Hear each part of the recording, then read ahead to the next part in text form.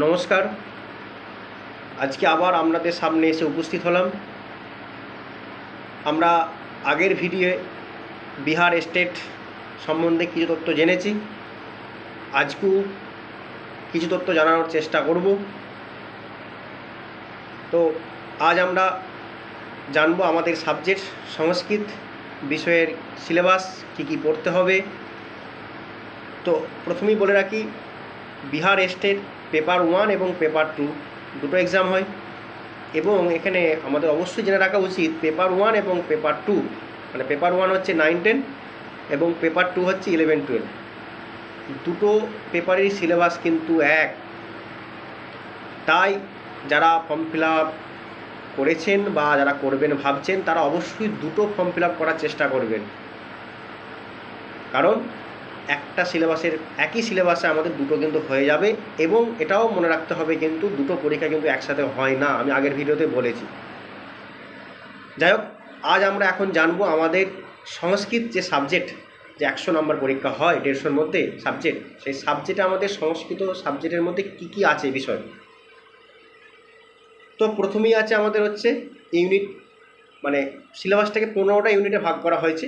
তো প্রথম ইউনিটে আছে হচ্ছে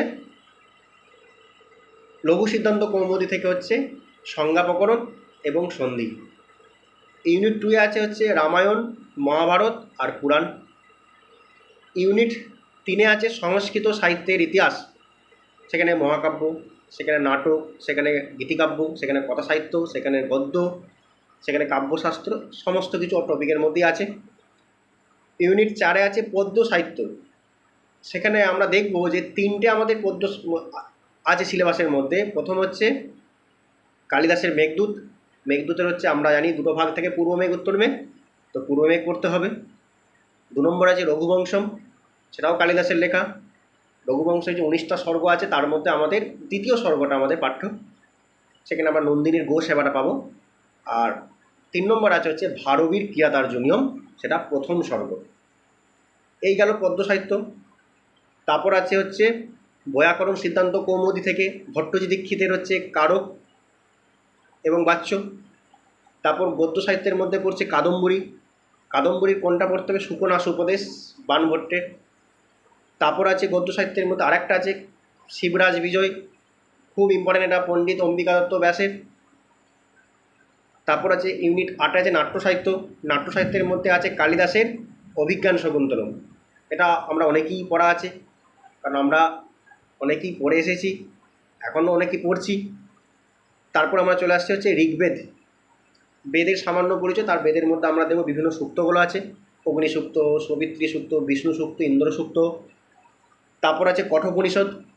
কঠোপনিষদের প্রথম অধ্যায়টা পড়তে হবে, আমরা জানি হচ্ছে কৃষ্ণ যজুর্বেদের একটা বেদ হচ্ছে কঠোপনিষদ পড়তে হবে। তারপর আছে আমাদের ব্যাকরণ। ব্যাকরণের মধ্যে আমাদের পড়তে হচ্ছে 11 নম্বর ইউনিটের শব্দরূপ। সেখানে এবার দেখবেন, আপনারা দেখবেন শব্দরূপের মধ্যে স্পেসিফিক উল্লেখ করে দেওয়া আছে। ধাতুরূপ আছে, ধাতুরূপের মধ্যে সেখানে উল্লেখ করে দেওয়া ধাতুরূপ আর আছে। তারপর আছে হচ্ছে আমাদের 12 নম্বর ইউনিট হচ্ছে বৈদিক সাহিত্য বা ইতিহাস। ইউনিট 13 আছে ব্যাকরণ।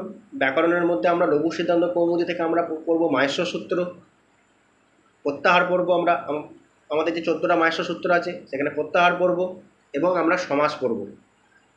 এবং আমাদের আর নতুন পড়তে হবে হচ্ছে কাব্যদীপিকা, কান্তিচন্দ্র ভট্টাচার্যের কাব্যদীপিকা, অলঙ্কার পরিচয় এবং ছন্দ পরিচয়। অলঙ্কার পরিচয় এবং ছন্দ পরিচয় এবং কাব্যদীপিকা, এগুলো আমাদেরকে ভালো করে কিন্তু করতে হবে। এই হচ্ছে টোটাল 15টা ইউনিট। 15টা ইউনিটের মধ্যে আমাদের পুরো সিলেবাস কভার করতে হবে। এবং মনে রাখতে হবে পেপার 1 এবং পেপার 2 দুটোরই কিন্তু সিলেবাস এক। তাই আমরা একই সিলেবাসে কিন্তু দুটো পরীক্ষা দেওয়ার সুযোগ থাকছে। তাই আপনারা চেষ্টা করবেন দুটো ফর্ম ফিল আপ করার, যেহেতু একসাথে পরীক্ষা হয় না, আলাদা আলাদা করেই পরীক্ষা হয়। তাই আপনারা 15টা ইউনিট ধরে ধরে, সময় খুব হাতে কম, ধরে ধরে পড়ার চেষ্টা করবেন। এবং বই আমি বলেছি, অবশ্যই চেষ্টা করবেন হচ্ছে লক্ষ্য বিহার বলে একটা বই আছে, সেই বইয়ে পুরো আপনাদের সব সিলেবাস কভার করা আছে, সেটা পড়ার চেষ্টা করবেন। এবং আশা রাখছি আপনারা পরীক্ষায় ভালো রেজাল্ট করতে পারবেন, সফল হবেন। এবং আমিও চেষ্টা করব আপনাদেরকে তথ্য দিয়ে সাহায্য করার এবং কিছু ভিডিওর মাধ্যমে কিছু বার্তা বা তথ্য পৌঁছে দেওয়ার। তাই আপনারা দেরি না করে সব পড়া শুরু করে দিন সকলে, এবং খুব তাড়াতাড়ি বিহার পরীক্ষা হচ্ছে, এক্সাম হচ্ছে স্টেট, এটা মাথায় রেখেই আপনারা পড়া শুরু করে দিন। নমস্কার, ধন্যবাদ।